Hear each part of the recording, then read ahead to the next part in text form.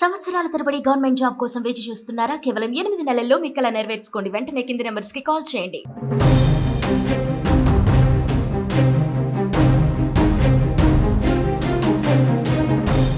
Operation Sindoor Pahalgam ఉగ్రదాడి తర్వాత 15 రోజుల తర్వాత భారత ప్రతీకారదారులకు దిగింది. పాకిస్తాన్లో ఉన్నటువంటి ఉగ్రవాద స్థావరాల లక్ష్యంగా మిసైల్స్ ప్రయోగించి అర్ధరాత్రి పాకిస్తాన్ గుండెల్లో నిద్రపోయింది. దీంతో భారత ప్రజలందరూ హర్షిస్తున్నారు. భారత ప్రభుత్వం తీసుకున్నటువంటి నిర్ణయం పైన ఉగ్రవాద స్థావరాలపైన ఎట్ ఎ టైం 9 ఉగ్రవాద స్థావరాలపైన భారత్ నుంచే మిసైల్స్ ద్వారా మొట్టమొదటిసారి మిసైల్స్ని ప్రయోగించిన వాటిని ధ్వంసం చేసినటువంటి చర్య పట్ల అందరూ కూడా ప్రశంసిస్తున్నారు. ప్రపంచ దేశాలకు కూడా ఈ దాడి జరిగినటువంటి వెంటనే ఇన్ఫర్మేషన్ కూడా ఇవ్వడం జరిగింది. దీనికి సంబంధించి మిగతా దేశాలు కూడా ఇప్పటి వరకు పాకిస్తాన్ మద్దతుగా ఎవరు నిలబడలేదు. ఉగ్రవాదం పైన భారత్ చేస్తున్న పోరాటానికి ఇంకా మద్దతు తెలుపుతున్నారు. ఈ నేపథ్యంలో పాకిస్తాన్ అటు ఎమర్జెన్సీని ప్రకటించింది, ఇటు భారత వ్యాప్తంగా కూడా అలర్ట్ ప్రకటించింది ప్రభుత్వం. దీనికి సంబంధించి కీలక నిర్ణయాలు తీసుకునేటువంటి దిశగా కూడా ముందుకు వెళ్ళబోతున్నట్టు తెలుస్తుంది. ఇది కాసేపట్లో కేబినెట్ భేటీ కానీ మిగతా సైనికాధికారితో భేటీ కానీ ఆ తర్వాత ఎలాంటి నిర్ణయం తీసుకోబోతుంది భారత ప్రభుత్వం అనేది కూడా తెలియాల్సి ఉంది. ఈ నేపథ్యంలో మాక్ డ్రిల్ కూడా ఉంది. సో ప్రధానమైనటువంటి పట్టణాలన్నింటిలో కూడా నగరాల్లో కూడా మాక్ డ్రిల్ కొనసాగుతుంది. ముఖ్యంగా హైదరాబాద్ నగరంలో అలర్ట్ మరింత కొనసాగుతుంది, భద్రతాపరమైనటువంటి అలర్ట్. ఎందుకంటే కేటగిరీ 2 పాకిస్తాన్ కనుక దాడి చేస్తే కేటగిరీ 2 ఉన్నటువంటి నగరాలలో హైదరాబాద్ ఉంది.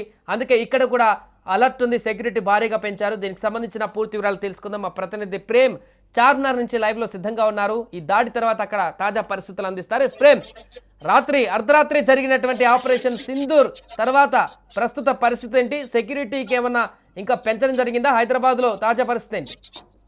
సాయి, మనం చూసినాం ఏప్రిల్ 22న ఏదైతే పెహల్గాం, జమ్మూ కాశ్మీర్ ప్రాంతంలోని పెహల్గాం లో జరిగిన ఉగ్రదాడి ఏదైతే ఉందో ఆ రోజు నుంచి కూడా ప్రభుత్వం చాలా కీలకమైన సమావేశాలు ఏర్పాటు చేయడం, భారత్ పాకిస్తాన్ పైన ఏదైతే ప్రతీకార చర్య తీసుకుంటాం, ప్రతీకారం తీర్చుకుంటాం అని చెప్పి ఇప్పటి వరకు చెప్తుండడం, వాటన్నిటిని మనం ప్రజలకు సుమన్ టీవీ ద్వారా ఎప్పటికప్పుడు అప్డేట్ చేస్తూనే ఉన్నాం.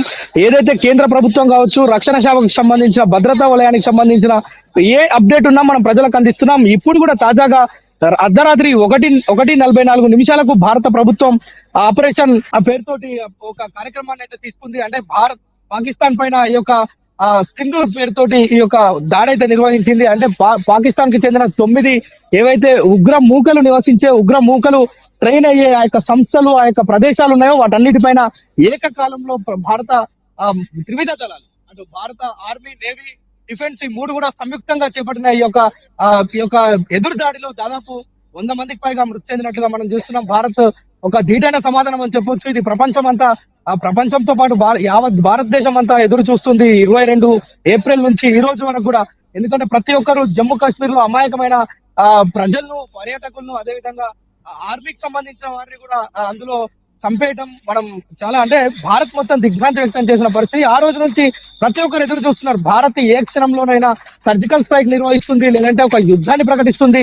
ఆ యుద్ధాన్ని చూసేందుకు కూడా ప్రజలంతా, భారతదేశ ప్రజలు ఆసక్తిగా ఉన్న నేపథ్యం. మరోవైపు పాకిస్తాన్ కి సంబంధించి మనం నిన్ననే మాట్లాడుకున్నాం, నిన్న ప్రజలందరికీ అప్డేట్ చేస్తాం. ఏదైతే పాకిస్తాన్ లోని ఇస్లామాబాద్ లో ఉన్న లాల్ మసీద్ లో మౌలానా అబ్దుల్ గాజీ ఏదైతే మాట్లాడడం జరిగింది, మనం చూస్తాం లైవ్ కూడా, అది మనం అందరికి కూడా చూపించినాం మన వ్యూవర్స్ అందరికి. అయితే ఏదైతే పాకిస్తాన్ లో తాజా పరిస్థితి పైన అక్కడున్న మౌలానా అడగడం తోటి ఒక్కరు కూడా చేయకపోగా, అంటే భారత్ కి పాకిస్తాన్ కి మధ్య యుద్ధం వస్తే మీరు ఎటు నిలబడతారు అనే దానికి ఎవరు కూడా సమాధానం చెప్పని పరిస్థితి, తెల్లమొకాలు వేసుకున్న పరిస్థితి. ముఖ్యంగా ఈ రోజు సాయంత్రం మాక్ డ్రిల్ కూడా నిర్వహించనున్నారు. మన హైదరాబాద్ లో 4 ప్రాంతాల్లో మాక్ డ్రిల్ నిర్వహించనున్నారు. సో దానికంటే ముందే అర్ధరాత్రి దాడి అయితే కొనసాగింది. మిసైల్స్ తోటి పాక్ ఉగ్రవాద స్థావరాలపైన దాడి చేసింది. సో ఇప్పుడు ఇది మాక్ డ్రిల్ లాగానే చూడొచ్చా, లేకుంటే అటు పాకిస్తాన్ నుంచి కూడా అక్కడ ప్రధాని ఇంకా ప్రగల్భాలు పలుకుతున్నారు, మేము దాడి చేస్తాం భారత్ మీద అనేటువంటి అంశాలు. ఈ నేపథ్యంలో మాక్ డ్రిల్కి సంబంధించిన అంశాలు ఏ విధంగా ఉన్నాయి? ఈరోజు సాయంత్రం ఎలాంటి చర్యలు తీసుకోబోతున్నారు? సాయి, మనం నిన్న సాయంత్రమే మనం చెప్పాం మాక్ డ్రిల్ కి సంబంధించి. ప్రభుత్వం ఎందుకు మాక్ డ్రిల్ నిర్వహిస్తుంది అంటే 1971 తర్వాత మళ్ళా ఈ రోజు మాక్ డ్రిల్ నిర్వహించేందుకు కారణం ఏంటంటే భారత సర్కార్ చాలా తన విచితంగా పరిశీలించి పాక్ పైన అటాక్ చేసేందుకు సిద్ధంగా ఉంది. ఏ క్షణమైన యుద్ధ మేఘాలు ఆవరించి ఉన్నాయని మనం నిన్నటి వరకు చెప్పుకున్నాం. కానీ అర్ధరాత్రి నుంచి యుద్ధం మేఘాలు బుల్లెట్లతోటి వర్షించాయి, అక్కడ కురిపించాయి. భారత్ సరిహద్దు ప్రాంతాలు పాకిస్తాన్ లో కూడా మొత్తం పొద్దున మనం ఉదయం లేవగానే సూర్యోదయాన్ని చూసాం. పాకిస్తాన్ మాత్రం నెత్తుటి మరకలను చూసింది.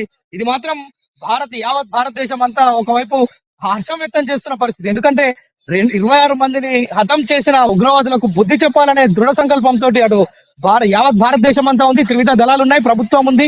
అన్ని అంటే రాజకీయాలకు అతీతంగా కూడా అన్ని పార్టీలు కూడా ఎప్పుడెప్పుడు అని ఎదురు చూసిన పరిస్థితి. ఇప్పుడు తాజాగా అంటే ఈ రోజు సాయంత్రం 4:30 గంటలకు హైదరాబాద్ లోని 4 ప్రాంతాల్లో మాక్ డ్రిల్ నిర్వహిస్తున్నారు. మాక్ డ్రిల్ ఉద్దేశం ఏంటంటే ఏదైతే యుద్ధం కానీ అత్యవసర పరిస్థితులు ఏర్పడినప్పుడు ప్రజలు ఎలాగ జాగ్రత్తలు తీసుకోవాలి, ఎలా తమను స్వీయ రక్షణ ఎలా చేసుకోవాలి, అంటే సెల్ఫ్ డిఫెన్స్ ఏ విధంగా చేసుకోవాలనేది భారత ఆర్మీ కావచ్చు, డిఫెన్స్ కావచ్చు, వీరంతా ప్రజలకు నేర్పిస్తారు. అంటే ఎవరైతే లోకల్ గా ప్రజలు ఉంటారో వారందరికీ కూడా వాటన్నిటిని నేర్పిస్తారు. ఒకవేళ యుద్ధమే కనుక జరిగితే, బాంబులు కనుక ఇక్కడ వర్షిస్తే, అక్కడ మిసైల్స్ ఇక్కడ ప్రయోగిస్తే మనందరం ఎలాగ జాగ్రత్తగా వ్యవహరించాలనే విషయాన్ని మాక్ డ్రిల్ ద్వారా చేపిస్తారు. అయితే ఈ రోజు సాయంత్రం 4:30 గంటలకు మాక్ డ్రిల్స్ కి కూడా డిఫెన్స్ అకాడమీస్ మొత్తం అయితే సికింద్రాబాద్ ఏదైతే గోల్కొండ, అదే విధంగా 4 ప్రాంతాలు హైదరాబాద్ లో ఉన్నాయి. ఆంధ్రాలో కూడా వైజాగ్ తదితర ప్రాంతాలు, మొత్తం దేశవ్యాప్తంగా 244 పాయింట్స్ ని ఇక్కడ మనం చూసాం. అంటే ఇక్కడ మొత్తం ఏర్పాట్లు చేస్తున్నారు. అంటే ఇదే సందర్భం, యుద్ధం కనుక వస్తే ప్రజలు ఏ విధంగా సిద్ధంగా ఉండాలి, ప్రజలు ఏ విధంగా తప్పించుకోవాలి, ఎప్పుడు లైట్లు ఆర్పివేయాలి, ఎందుకు లైట్లు ఆర్పివేయాలి, వీటన్నిటి విషయాలు, బంకర్లు క్లీన్ చేసుకోవాలా, ఇలాంటి విషయాలన్నీ చెప్పేందుకే ఈ యొక్క మాక్ డ్రిల్ ఏర్పాటు చేశారు. అయితే మాక్ డ్రిల్ కంటే ముందే ఈ యొక్క యుద్ధం అనేది ప్రారంభం కావడం, పాకిస్తాన్ పైన ఏదైతే ఎల్ఓసి అదే విధంగా పాకిస్తాన్ కి సంబంధించి దాదాపు 100 కిలోమీటర్ల దూరం వరకు కూడా మన ఈ యొక్క మొత్తం అణుబాంబులు అక్కడ పడడం చూస్తున్నాం.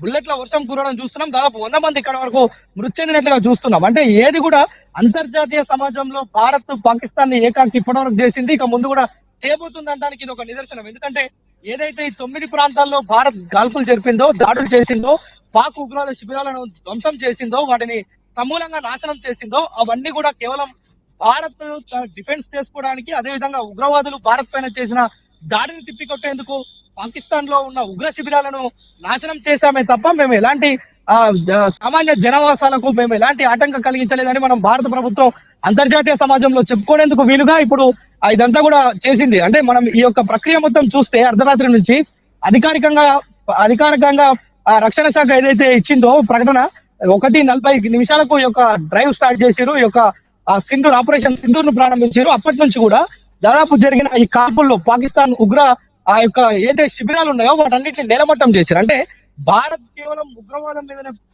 పోరు చేస్తుందే తప్ప అక్కడున్న సామాన్య ప్రజల్లో, పాకిస్తాన్ ప్రజల్లో అల్లడం పిల్లడం చేయాలనేది భారత్ ఉద్దేశం కాదు అనేది అంతర్జాతీయ మార్కెట్ లో చెప్పే సుస్పష్టమైన వైఖరి భారత ప్రభుత్వం వద్ద ఉంది. మరోవైపు రాత్రి నుంచి ప్రజలంతా కూడా ఎదురు చూస్తున్నారు.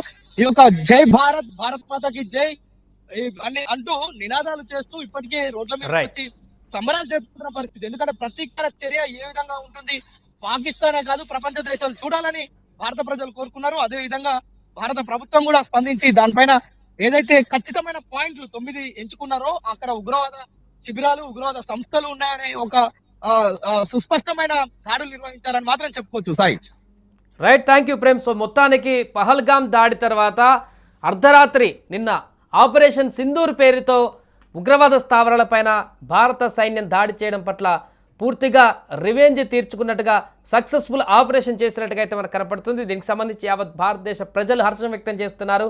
ఇంకా అక్కడున్నటువంటి ఉగ్రవాద శిబిరాలను పూర్తిగా సమూలంగా నిర్మూలించాల్సిన అవసరం ఉంది. ఖచ్చితంగా ఇప్పుడు తీసుకున్నటువంటి చర్య చాలా గర్వకారణం. భారత ప్రభుత్వం తీసుకున్నటువంటి ఈ చర్య చాలా బాగుంది. ఇంకా కూడా పాకిస్తాన్ మూలాల్లోకి వెళ్ళి ఆ ఉగ్రవాదాన్ని పూర్తిగా సమూలంగా నిర్మూలించడానికైనా కూడా సిద్ధపడాలంటూ కూడా చాలామంది అభిప్రాయాన్ని వ్యక్తం చేస్తున్నారు. ఏదేమైనా దీనికి సంబంధించి ప్రస్తుతం పాకిస్తాన్ ఇప్పటికే బార్డర్లో విచ్చలవిడిగా కాల్పులు జరుపుతూ అక్కడున్నటువంటి బార్డర్లో స్థానిక అమాయక ప్రజలను కూడా అక్కడ చంపేసే ప్రయత్నం చేస్తున్నట్టుగా వార్తలు వస్తున్నాయి. అటు మన బలగాలు కూడా ధీటుగా అట్నుంచి కాల్పులను తిప్పికొడుతున్నారు. ఏదేమైనా కూడా ప్రస్తుత ఉద్రిక్త పరిస్థితుల్లో ఇంకా నెక్స్ట్ భారత్ ఏం తీసుకోబోతుంది, అటు పాకిస్తాన్ ఎలాంటి కవ్వింపు చర్యలకు పాల్పడబోతుంది అనేది ఆసక్తికరంగా మారింది. సుమన్ టీవీలో మీ పర్సనల్ అండ్ బిజినెస్ ప్రమోషన్స్ కోసం కింది నెంబర్కి కాంటాక్ట్ చేయండి.